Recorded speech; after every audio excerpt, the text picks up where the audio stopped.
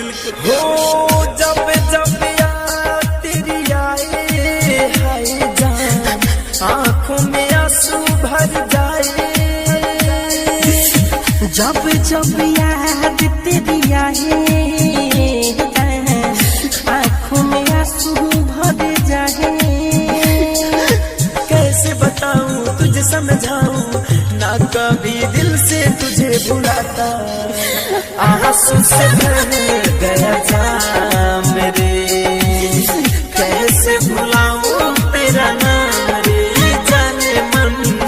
आंसू से भर गया जाम रे, कैसे भुलाऊं तेरा नाम रे। जब जब याद तेरी आए जाने मन, आंखों में आंसू भर जाए।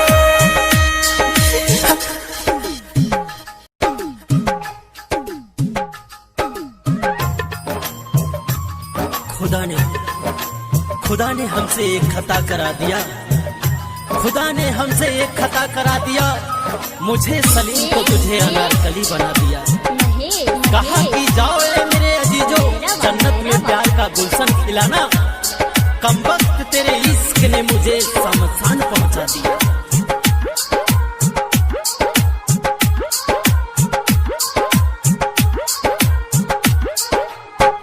कैसे भुलाऊं तेरी अदाएं, शाम सहरे अब तेरी आए। अब ये तो मिलना हो गया बेगाना, मैंने कभी ना सोचा न जाना। याद को तेरी भूल न पाए, जीना हुआ मुश्किल, मिलना याराम सुबह शाम रे।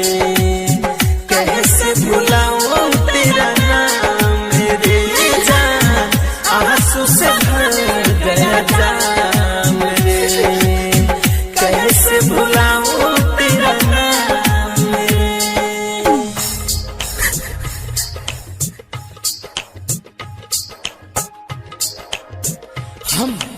हम उम्मीदों की दुनिया बसाते रहे, हम उम्मीदों की दुनिया बसाते रहे।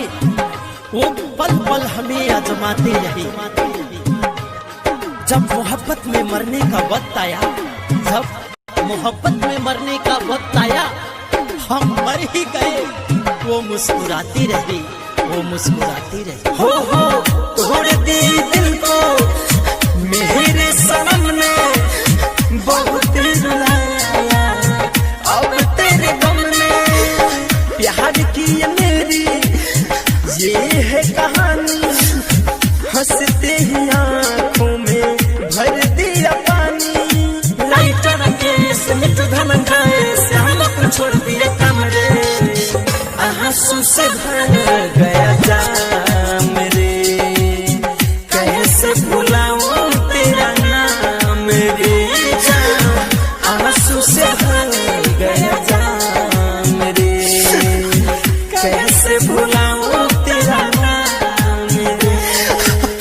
जब जब याद तेरी आए जाने जा, आंखों में आंसू भर जाए। कैसे बताऊं तुझे समझाऊं, ना कभी दिल से तुझे भुलाता। आंसू से भर गया जाम